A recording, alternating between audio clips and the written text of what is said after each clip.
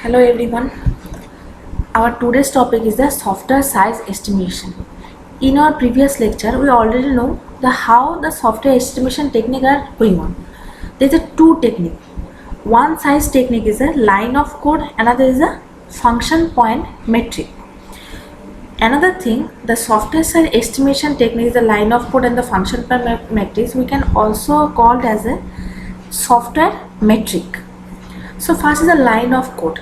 So already know line of code means whatever the sentence are there, not the sentence or the single line are there in our any language, the coding system, that is that counting is called the LOC. The number of the line of code means how many number of lines are there in your software development code. So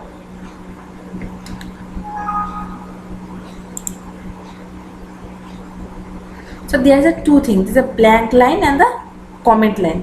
These two lines are not considered as a LOC. Okay. So what are the advantage of the LOC? It is a very easy to count and calculate from the developed code. So it is very easy because whatever our the code is there, we can easily count the number of lines of that code. So from that counting, we can easily say in terms of lines of code what is the size of our software or the project. But there is some disadvantages there. We already discussed in our previous lecture.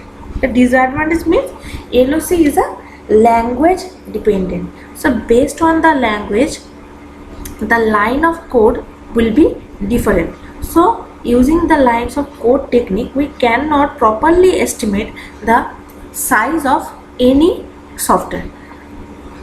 See, we are writing the line of code in a C++ language where we are writing the code some different form. Suppose there is a normally this is a for loop, and after for loop, C out means whatever the functionality is there for the printf or the printf function, that means this is the C out. Here the C++ language is a C out.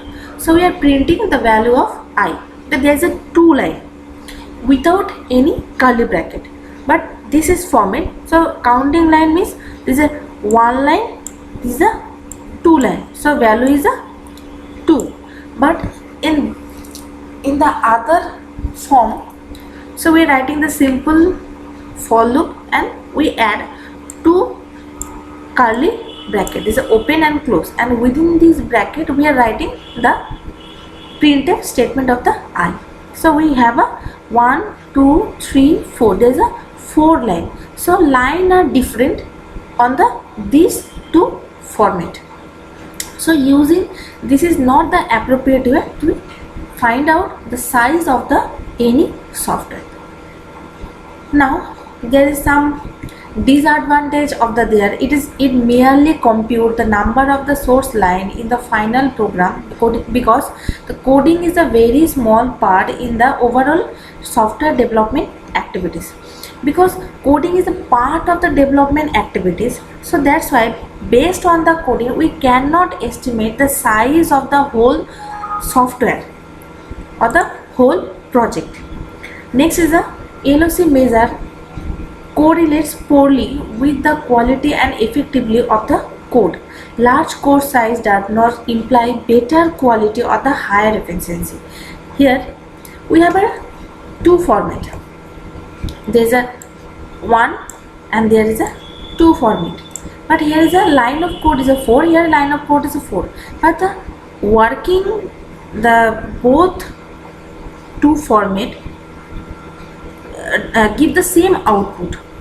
So how we can say that the larger the number of when the number of line the LOC is a higher, it doesn't mean your program is a very good program. So these are the disadvantage of the LOC. So all the disadvantage is overcome in the function point metric. So this metric overcome the shortcoming of the LOC metric. the conceptual idea behind the FPM, this is a function point metric, is that size of the software product is directly depend on the number of different functions or the feature it supports. Means the function point is a basically a features point, type of features point, because whatever we get the project or the product, there is some functionality. So when we get the project, we decompose the every function of that project, and based on the functionality, when we determine the size of the software, it will be very effectively. So these are function point metrics. So function point metrics basically were computed basically two types.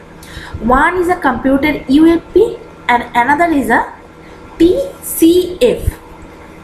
Another is a TCF. This is a technical complexity factor, or we can say that is the complexity adjustment factor, and here is a UFP, is a unadjusted function point.